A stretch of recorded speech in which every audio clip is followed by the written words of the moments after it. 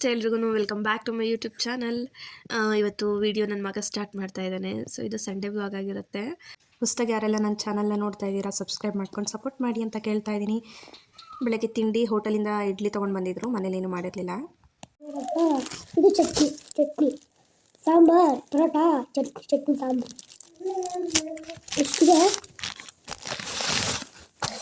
ಇದು ರೈಸು, ಆಮೇಲೆ ಇದು ಏನಪ್ಪ ಇಡ್ಲಿ ನೋಡಿ ಇಡ್ಲಿ, ಆಮೇಲೆ ಇದು ಚಟ್ನಿ ಅನ್ನಕ್ಕೆ ನೋಡಿ ಚಟ್ನಿ. ಇದು ಕವರು ಬೇಕಾಗ್ತದೆ. ರೆಡಿ ಅಮ್ಮ ಮುಗಿಸಿ ಎಲ್ಲ ತಿಂಡಿ ತಿಂದಾದ್ಮೇಲೆ ಮಧ್ಯಾಹ್ನಕ್ಕೆ ನಮ್ಮ ಊರಲ್ಲಿ ಒಂದು ಫಂಕ್ಷನ್ ಇತ್ತು. ಸೊ ಅದಕ್ಕೆ ಅವ್ರ ಅಜ್ಜಿ ಜೊತೆ ದೊಡ್ಡವನು ಹೋಗಿದ್ದ. ಮಧ್ಯಾಹ್ನಕ್ಕೆ ನಾನು ಊಟ ಏನು ಯಾಕೋ ಹೊಟ್ಟೆ ಹಸಿತಾ ಇರಲಿಲ್ಲ, ಬೆಳಗ್ಗೆ ಇಡ್ಲಿದೆ. ಅದಕ್ಕೆ ನುಗ್ಗೆ ಸೊಪ್ಪನ್ನ ಬಿಡಿಸ್ಕೊಂಡು ಬಂದು ಅದನ್ನು ಒಗ್ಗರಣೆ ಮಾಡಿ ನಾನು ಮತ್ತು ಚಿಕ್ಕವನು ಅದನ್ನೇ ತಿಂತಾಯಿದ್ವಿ. ಕಹಿ ಅನ್ನೋದು ಸ್ವಲ್ಪ ಇತ್ತು ಅಷ್ಟೇ, ಆದರೂ ಏನು ಉಗಿತಾನೆ ಇರಲಿಲ್ಲ, ತಿಂತಾಯಿದ್ದ ಚೆನ್ನಾಗಿ. ಕಹಿ ಇದ್ರೂ ಅಂದರೆ ಕಹಿ ಇಲ್ದಂಗೆ ಮಾಡಿದ್ದೆ. ಬೇಯಿಸ್ಬೇಕಾದ್ರೆ ತಟ್ಟೆ ಮುಚ್ಚಬಾರ್ದು ಅಷ್ಟೇ, ಅವಾಗ ಕಹಿ ಬರಲ್ಲ. ಬಟ್ ಆದರೂ ನುಗ್ಗೆ ಸೊಪ್ಪು ಅನ್ನೋದು ತಿನ್ನಿಸ್ಬೇಕು ಅಂತಲೇ ಖಾರ ಚೆನ್ನಾಗಿ ಇಷ್ಟಪಟ್ಟು ತಿಂತಾಯಿದ್ದ. ಜೀರಿಗೆ ಮತ್ತು ಮೆಣಸು ಬೆಳ್ಳುಳ್ಳಿ ಕಾಯಿ ಇಷ್ಟು ಮಾತ್ರ ಮಿಕ್ಸಿಲಿ ಹಾಕ್ಕೊಂಡು ಒಗ್ಗರಣೆ ಮಾಡಿದ್ದೆ ಅಷ್ಟೇ. ಅದಾದಮೇಲೆ ಅವನಿಗೆ ಆಪ್ರೇಷನ್ ಆಗಿದೆಯಲ್ಲ, ಅದಕ್ಕೆ ದಿನಕ್ಕೆ 3 ಸಲ ಈ ಥರ ಬಿಸಿ ನೀರಲ್ಲಿ, ಅಂದರೆ ಅವನು ಎಷ್ಟು ತಡ್ಕೊತಾನೋ ಅಷ್ಟು ಬಿಸಿ ನೀರಲ್ಲಿ, ನನಗೆ ಗೊತ್ತಲ್ಲ ಹದ ಹೇಗಿರಬೇಕು ಅಂತ, ಆ ಬಿಸಿ ನೀರಿಗೆ ದಿನಕ್ಕೆ 3 ಸಲ ಕೂರಿಸಿದ್ರೆ ಅದು ಬೇಗ ಗಾಯ ಮಾಯ್ಕೊಳುತ್ತೆ ಅಂತ ಹೇಳಿದರು. ಬಟ್ ಆದರೆ ನೀರಿನ ಮೇಲೆ ಕೂರಿಸಿ ಎಬ್ಬರಿಸಿದ ತಕ್ಷಣ ಕ್ಲೀನಾಗಿ ಆ ಜಾಗ ಎಲ್ಲ ಒರೆಸ್ಬಿಡ್ಬೇಕು. ನೀರು ಇರಬಾರ್ದು, ತೇವ ಇರಬಾರ್ದು, ಜಾಗ ಕ್ಲೀನಾಗಿ ಒರೆಸ್ಬಿಟ್ಟು ಮತ್ತು ಪೌಡ್ರು ಕ್ರೀಮು ಏನೂ ಹಾಕ್ಬಾರ್ದು ಅಂತ ಅಂದಿದ್ರು. ಅದಕ್ಕೋಸ್ಕರ ನಾನು ಸ್ವಲ್ಪ ಕೊಬ್ಬರಿ ಎಣ್ಣೆ ಅಪ್ಲೈ ಮಾಡ್ತಾಯಿದ್ದೆ. ಅಂದರೆ ಸ್ಟಾರ್ಟಿಂಗ್ ಒಂದು 2-3 ದಿನ ಅಪ್ಲೈ ಮಾಡಿರಲಿಲ್ಲ, ಏನಾದರೂ ಇನ್ಫೆಕ್ಷನ್ ಆಗುತ್ತೆ ಅಂದ್ಬಿಟ್ಟು. ಅದಾದಮೇಲೆ ಕೊಬ್ಬರಿ ಎಣ್ಣೆ ಅಪ್ಲೈ ಮಾಡ್ತಾಯಿದ್ದೆ. ಇಷ್ಟಪಟ್ಟೆ ಕುತ್ಕೊಂಡು ಆಟಾಡ್ತಾಯಿದ್ದೆ, ಏನೂ ತೊಂದರೆ ಕೊಡ್ತಾ ಇರಲಿಲ್ಲ. ಅವನನ್ನು ಆಟ ಆಡಿಸ್ಕೊಂಡು ನಾನು ಜಾಸ್ತಿ ಹೊತ್ತಿಲ್ಲ, ಜಸ್ಟ್ 2 ನಿಮಿಷ ಅಲ್ವಾ, ಕೂರಿಸಿ ಎಬ್ಬರಿಸ್ಬಿಡ್ತಾಯಿದ್ದೆ. ನಾ ಈ 2 ವಾರದಿಂದ ಯಾಕೆ ವೀಡಿಯೋಸ್ ಆಗ್ತಾಯಿಲ್ಲ ಅಂದರೆ, ಸೊ ಇದೇ ಕಾರಣ. ಜಾಸ್ತಿ ಅವನ ಜೊತೆ ಟೈಮ್ ಸ್ಪೆಂಡ್ ಮಾಡ್ತಿದ್ದೆ, ಅವನನ್ನು ನೋಡ್ಕೋಬೇಕಲ್ಲ, ಅದಕ್ಕೋಸ್ಕರ ಜಸ್ಟು ರ್ಯಾಂಡಮ್ ಒಂದು ದಿನಕ್ಕೊಂದು 2-3 ವೀಡಿಯೋಸ್ ಮಾಡಿಕೊಂಡು ಸೊ ಅದನ್ನೇ ಅಪ್ಲೋಡ್ ಮಾಡ್ತಾಯಿದ್ದೀನಿ ಅಷ್ಟೇ. ಜಾಸ್ತಿ ವೀಡಿಯೋಸ್ ಬಗ್ಗೆ ನಾನು ತಲೆನೇ ಕೆಡಿಸ್ಕೊತಾ ಇಲ್ಲ, ಯಾಕಂದರೆ ಪಾಪನ ನೋಡ್ಕೊಳೋದೇ ನನ್ನ ಫುಲ್ಲು ಇದಾಗಿರೋದು ಯೋಚನೆ. ಅವನೊಬ್ಬ ಹುಷಾರಾದರೆ ಸಾಕಲ್ವಾ, ಆರಾಮಾಗಿರ್ತಾನೆ ಆಟ ಆಡಿಕೊಂಡು ಅಂತ. ಇಲ್ಲಾಂದರೆ ಅವನು ಕಿತ್ಕೊಳೋದು, ಗಾಯನ ಈ ಥರ ಎಲ್ಲ ಮಾಡ್ತಾ ಇರ್ತಾನೆ. ಯೂರಿನ್ ಮಾಡಿದ ತಕ್ಷಣ ಬೇಗ ಪಟ್ಟಂತ ಚೇಂಜ್ ಮಾಡಬೇಕು ಪ್ಯಾಂಟು. ಸೊ ಅದಕ್ಕೋಸ್ಕರ ಆಲ್ಮೋಸ್ಟ್ ಫೋನ್ನ ಅವಾಯ್ಡ್ ಮಾಡಿಬಿಟ್ಟಿದ್ದೆ. ಎಲ್ಲೋ ರೇರು ನಾನು ಫೋನ್ ನೋಡ್ತಾ ಇದ್ದಿದ್ದೆ.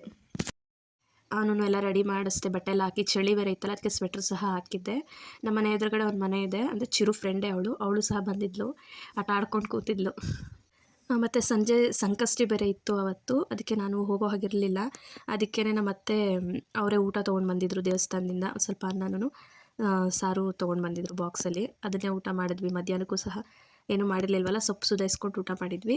ರಾತ್ರಿಗೂ ಅಷ್ಟೇ ಅವರು ಊಟ ತರ್ತೀನಿ ಅಂತಂದಿದ್ರು. ಮನೇಲೆಲ್ಲ ಅಲ್ಲೇ ಊಟ ಮಾಡ್ಕೊಂಡು ಬಂದಿದ್ರು ಎಲ್ಲರೂ. ನನಗೆ ಮಾತ್ರ ಬಾಕ್ಸಿಗೆ ಹಾಕ್ಕೊಂಡು ತೊಗೊಂಡು ಬಂದಿದ್ರು. ಪಾಪಗೂ ಅದೇ ಅನ್ನ ಸ್ವಲ್ಪ ತುಪ್ಪ ಹಾಕಿ ಊಟ ಮಾಡಿಸಿ, ನಾನು ಸಹ ಅನ್ನ ಸಾರು ಊಟ ಮಾಡಿದೆ. ನಮ್ಮ ದೇವಸ್ಥಾನದಲ್ಲಿ ಮಾಡೋ ಸಾಂಬಾರು ತುಂಬ ಸೂಪರಾಗಿರುತ್ತೆ. ಏನು ಯಾವ ದೇವರು?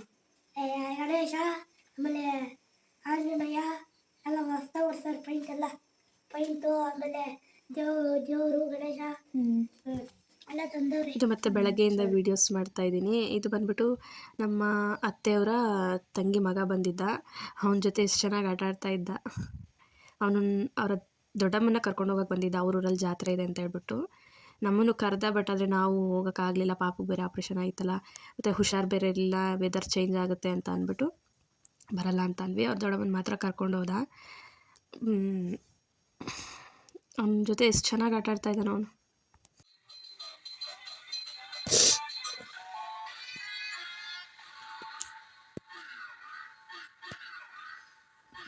ಅವನು ಹೋದ್ಮೇಲೆ ಅಂದರೆ 1-2 ರೌಂಡ್ ಗಾಡೀಲೆಲ್ಲ ಕರ್ಕೊಂಡೋಗ್ಬಿಟ್ಟ. ನಾನು ಹೋಗ್ತೀನಿ ಅಂತ ಅಳ್ತಾ ಇದ್ದ. ಅದಕ್ಕೆ ಅವನನ್ನು ಸಮಾಧಾನ ಮಾಡಿ, ಅಂದರೆ ಯಾರಾದರೂ ಬಂದುಬಿಟ್ರೆ ಅವ್ರ ಹಿಂದೆ ಹೊರಗಡೆ ಹೋಗ್ಬಿಡ್ಬೇಕು ಅವನು.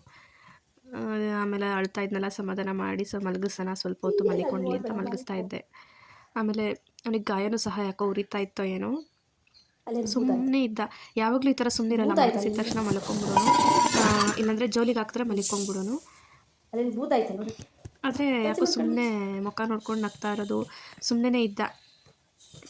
ಅಳೋದು ನಿಲ್ಲಿಸ್ಬಿಟ್ಟು ಅಷ್ಟೊತ್ತಿಗೆ ಅಲ್ಲೇ ಊಟನೂ ಸಹ ಮಾಡಿಸಿದ್ದೆ. ಅವ್ನು ಮಲಿಕೊಂಡ್ರೆ ಎಲ್ಲ ಕೆಲಸ ಮಾಡ್ಬೋದಲ್ಲ ಅಂತ ಮಲಗಿಸ್ತಾ ಇದ್ದೀನಿ. ಆಲ್ರೆಡಿ ಟೈಮ್ 12 ಗಂಟೆ ಆಗೋಗಿದೆ, ಬೇಕಾದರೆ ನೋಡಿ ಗಡಿಯಾರದಲ್ಲಿ.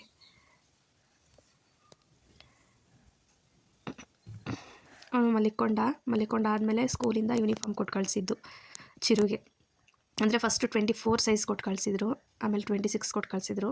ಸ್ವಲ್ಪ ದೊಡ್ಡದಾಗಿರಲಿ, 2 ವರ್ಷಕ್ಕೊಂದು ಯೂನಿಫಾರ್ಮ್ ಆಗಲಿ ಅಂತ ಅಂದ್ಬಿಟ್ಟು ನಾನು ಇನ್ನೂ ಸ್ವಲ್ಪ ದೊಡ್ಡ ಸೈಜೇ ತರಿಸ್ದೆ. 26 ಸೈಜು. 2 ವರ್ಷ ಅಡ್ಜಸ್ಟ್ ಮಾಡ್ಬೋದು, ವರ್ಷಕ್ಕೆ ಏನು ತೊಗೊಳೋದು. ಅಂದರೆ ವಾರದಲ್ಲಿ 2 ದಿನ ಅಲ್ವಾ ಹಾಕ್ಕೊಳೋದು, ಬುಧವಾರ ಶನಿವಾರ, ಮತ್ತು ಸೆಕೆಂಡ್ ಸ್ಯಾಟರ್ಡೆ 4th ಸ್ಯಾಟರ್ಡೆ ರಜೆ ಇರುತ್ತೆ. ಅದಕ್ಕೆ ಯಾಕೆ ಅಂತ ಅಂದ್ಬಿಟ್ಟು 2 ವರ್ಷಕ್ಕಾಗುತ್ತೆ, ಸ್ವಲ್ಪ ದೊಡ್ಡದೇ ತೊಗೊಂಡಿದ್ದೀವಿ. ಚೆನ್ನಾಗಿದೆಯಲ್ವಾ ಪ್ಯಾಂಟಿಗೆ? ಪ್ಯಾಂಟು ಪ್ಯಾಂಟು ನಿನ್ನಷ್ಟೇ ಉದ್ದಾಯ್ತು ಪ್ಯಾಂಟು. ನಿನ್ನಷ್ಟೇ ಉದ್ದಾಯ್ತು ಪ್ಯಾಂಟು.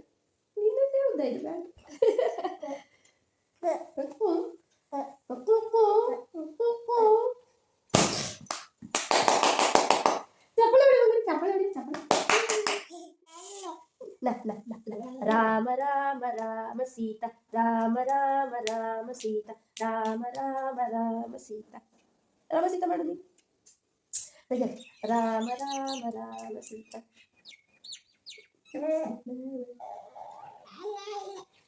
ನನ್ನದು, ನನ್ನ ನನ್ನ ನನ್ನ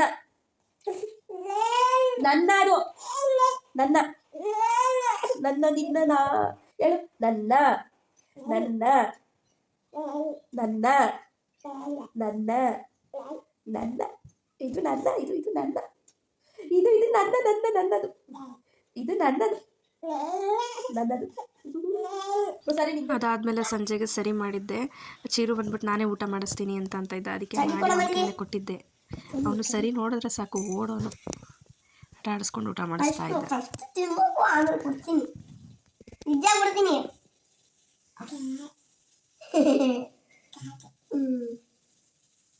ಅಣ್ಣ ನನ್ನ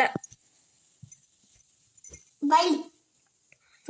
ಅಂದರೆ ಇನ್ನೇನು ಮಳೆಗಾಲ ಸ್ಟಾರ್ಟ್ ಅಲ್ವಾ, ಅದೇ ಇದಕ್ಕೋ ಏನೋ ದೆಗೆಗೋ ಏನೋ ಎಲ್ಲ ಅಥವಾ ಈ ಗೊತ್ತಗಳು ಎದ್ಬಿಟ್ಟಿದ್ದು. ಮನೆ ತುಂಬ ಬರೀ ಗೊದ್ದಾನೆ ತುಂಬ್ಕೊಂಬಿಟ್ಟಿದ್ದು. ಪಾಪಗೆ ಎಲ್ಲಿ ಕಚ್ಚುತ್ತೆ ಅಂತ ಅಂದ್ಬಿಟ್ಟು ಚಿರು ಎಲ್ಲ ಪೊರಕೆ ತೊಗೊಂಡೆಲ್ಲ ಚಚ್ಬಿಟ್ಟಿದ್ದ, ಅಂದರೆ ಸಾಯಿಸ್ಬಿಟ್ಟಿದ್ದ.